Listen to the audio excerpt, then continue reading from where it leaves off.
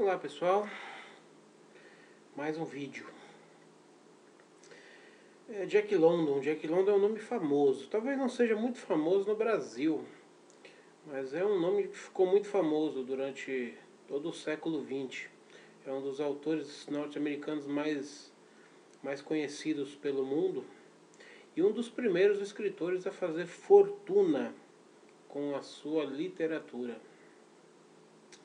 Jack London nasceu em 1976, morreu em 1916.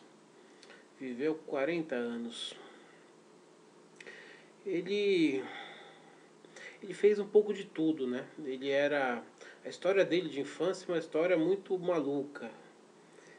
Conta que a mãe dele era morava junto com um astrólogo na época, e ela ficou grávida e disse que o marido não queria o filho, mandou ela fazer um aborto, ela se recusou a fazer um aborto e foi abandonada. Ela tentou se matar, inclusive, não conseguiu. E depois que o Jack London nasceu, Jack London é um pseudônimo, o nome dele é outro. Nasceu, ela deixou com uma ex-escrava, que ele tinha uma ex-escrava, uma ex-criada, não lembro, que cuidou do menino durante um bom tempo. Posteriormente, ela veio a se casar com o John London, que é o cara que deu sobrenome para ele, que era uma outra pessoa, um ex-militar da guerra lá de secessão que teve nos Estados Unidos. E aí o Jack London voltou a morar com eles. Ela trouxe o menino de volta para morar com eles. Mas ele teve muitos problemas. Ele trabalhou em vários serviços, subemprego. Trabalhou sempre desde criança. Ele conseguiu arrumar um dinheiro emprestado com aquela moça que cuidou dele durante um bom tempo. Comprou um barco, virou pirata de ostras, se não me engano, pescava ostras e tal. Ele navegou muito, mesmo nessa época que ele era um moleque, ele navegou bastante. Depois ele voltou, tentou publicar algumas obras, não conseguiu. Ele tentou cursar a faculdade na Universidade da Califórnia, mas ele não tinha dinheiro para concluir o curso. No final das contas ele tentou escrever, não tinha conseguido. Embarcou em várias aventuras marítimas, aí velejou muito, sozinho, quando criança, quando adulto, com a esposa. Mais no futuro, mais para frente da sua vida, ele comprou um outro veleiro chamado Snark, que ele velejou quase pelo mundo inteiro. E tudo isso, nessa época aí, ainda não exatamente como criança, mas com seus 20 anos, ele foi para o Klondike, porque no final do século XIX, foi aquela época de ouro, né? De descoberta de ouro no Alasca, entre os rios Yukon e Klondike. E teve a Corrida do Ouro. A Corrida do Ouro é famosíssima, né? Até o Tio Patinhas, para quem gostava de gibi, o Tio Patinhas tinha muitas histórias de Corrida do Ouro. Inclusive ele dizia que fez sua primeira fortuna na Corrida do Ouro, garimpando e encontrando ouro. Muita gente enriqueceu, muita gente morreu nessa. A gente teve aqui no Brasil também, né? No século passado, a tal da Serra Pelada, né? Que muita gente foi lá para encontrar ouro e acabou morrendo, e algumas pessoas enriqueceram. Nos Estados Unidos isso aconteceu bem antes, no final do século XIX, e foi nessa região aí. E ele foi para lá em 1897, ele estava com 21 anos quando ele foi para lá. Não descobriu ouro, não ficou rico nem nada, pelo contrário, ele ainda contraiu escorbuto, que é uma doença que prejudica toda a saúde. Fez com que a saúde dele ficasse muito debilitada, inclusive tendo sequelas para o resto da vida. Enfim, essa foi a vida de moço dele. Ele se casou 2 vezes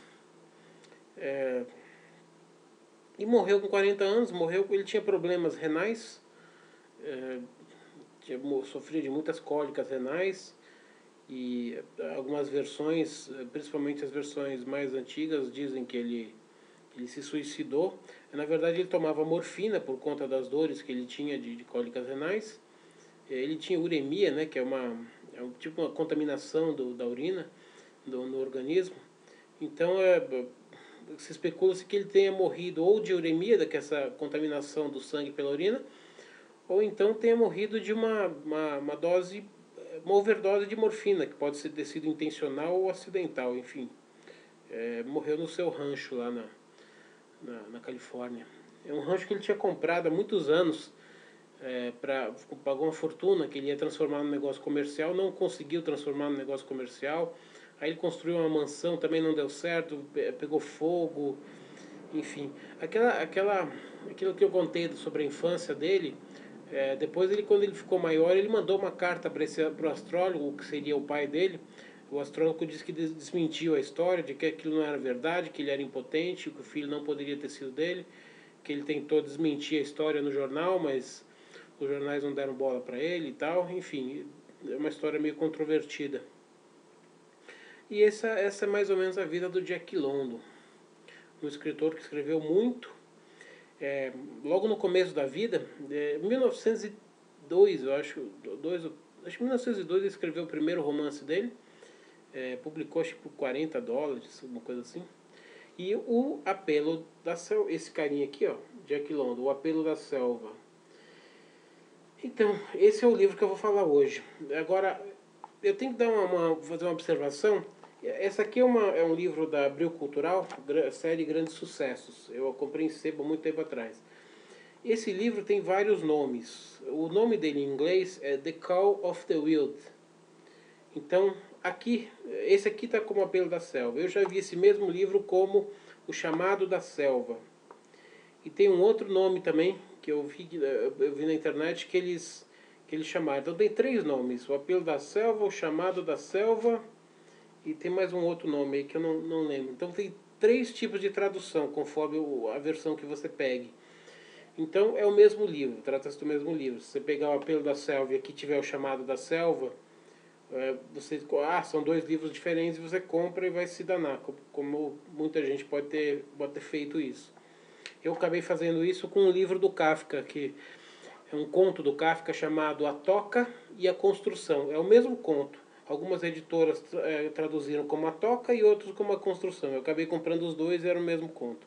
Então aqui é o mesmo problema, tá? Só que aqui pelo menos é um pouco mais singelo. O Apelo da Selva ou o Chamado da Selva, mais ou menos tem a mesma. É diferente de A Toca e a Construção, que uma coisa não tem nada a ver com a outra, né? Enfim, esse livro é de 1903. Se eu não me engano, é 1903. Deixa eu só confirmar aqui. 1903, isso aí. É o segundo livro dele e foi o grande livro foi o livro que estourou. Foi o livro que ele vendeu muito. Ele negociou os direitos com uma editora, negociou até barato, porque ele não sabia que ia vender tanto. Se soubesse, provavelmente teria vendido a bem mais caro. E é um dos livros mais vendidos lá dos Estados Unidos. Foi o livro que o levantou. E ele escreveu depois mais uma penca de livros, contos e tudo mais. E no começo esse livro foi publicado, não só esse livro, vários livros dele foram publicados em revistas. Eram revistas literárias baratas que estavam em moda na época e publicavam contos e romances em pedaços. Vocês devem lembrar, se vocês viram a resenha que eu fiz do Oliver Twist, do Charles Dickens. O Oliver Twist também, né, na Inglaterra, foi publicado em fascículos semanais, ou eu não sei se eram semanais ou se eram diários ou como é que era, mas foram publicados em fascículos, não em livro. Depois viraram um livro, mais para frente. Então nos Estados Unidos, assim como teve na Inglaterra, nos Estados Unidos também teve essa mesma tradição de literatura em fascículos. A gente teve no Brasil também. Se eu não me engano, o Policarpo Quaresma, do Lima Barreto, foi também publicado em fascículos, em jornais ou revistas, se eu não me engano, antes de virar romance. Então é uma tendência de alguns países. Então vamos lá. Outros livros dele, de cabeça não sei se eu vou lembrar. Eu lembro que tem um livro de memórias dele, um livro autobiográfico dele chamado A Travessia do Snark. O Snark foi aquele barco que ele comprou já quando ele estava com a segunda esposa, que ele viajou boa parte do mundo. Então ele tem um monte de livros falando sobre aventuras marítimas que ele teve. muitos livros. Ele tem bastante livro também falando das aventuras no Klondike, que é onde ele foi em busca do ouro. Esse livro, inclusive, O Apelo da Selva, que é o livro que eu estou comentando aqui, ele realmente ele também trata um pouco dessa parte do Yukon. É claro que não se trata de personagens, o livro é narrado sob a perspectiva de um cachorro chamado Buck, um cachorro que tinha uma vida tranquila e burguesa na Califórnia, e de repente ele é sequestrado e levado para um ambiente selvagem, hostil, que ele vai ter que lidar com lobos, vai ter que lidar com um monte de perigos da vida selvagem, que ele não tinha como um cachorro doméstico, né? Cachorro doméstico normalmente tem uma vida maravilhosa, né? Tem cachorro que é mais bem tratado do que nós, né? Do que eu, por exemplo. Tem cachorro que come até melhor do que a gente, toma água de coco. É muito bem criado os cachorros domésticos, são muito paparicados pelos donos. Então, nesse caso, é um cachorro um cachorro totalmente domesticado e que teve que teve que enfrentar as agruras da vida selvagem, que é uma vida que cachorros do passado, muito lá para trás, eram animais selvagens, que foram domesticados pelo homem. Então, no seu DNA, lá no fundo do seu DNA, eles provavelmente têm alguma coisa dessa natureza selvagem. Mas, obviamente, que por muitas gerações, os cachorros, pais, filhos, são domesticados, né? Então, o cachorro, ele tem já uma índole mais doméstica, mas ele deve, como todo animal selvagem, deve ter um restinho de, de selvagem dentro dele, de uma natureza selvagem, enfim. E a aventura é sobre isso. É um livro de 170 páginas, é um livro muito curto, muito rápido de ler, tem gravuras e tudo mais. Eu não vou contar muito sobre ele para não perder a graça da história, mas a história é essa. É um cachorro Buck, que vivia numa casa, um cachorro doméstico, que de repente é obrigado a enfrentar a natureza de novo pela sobrevivência.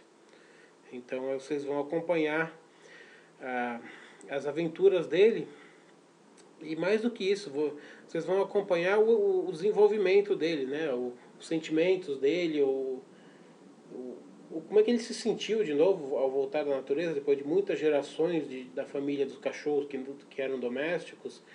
Então é bem interessante, é um livro bem interessante. Não você pode fazer, como a ideia é exatamente essa, é tratada numa forma de animal, mas você pode fazer a analogia com o ser humano, né?